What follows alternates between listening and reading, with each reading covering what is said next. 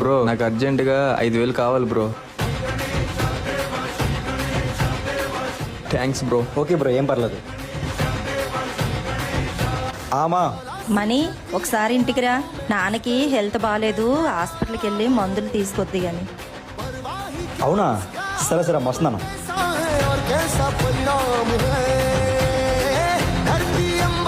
నాకు అర్జెంటుగా 5,000 కావాలి బ్రో. అన్న నా దగ్గర కొంచెం డబ్బులు లేవు, కొంచెం మాత్రలు ఇవ్వగలరా? అమ్మా అరువు బాబు, నేను అరువు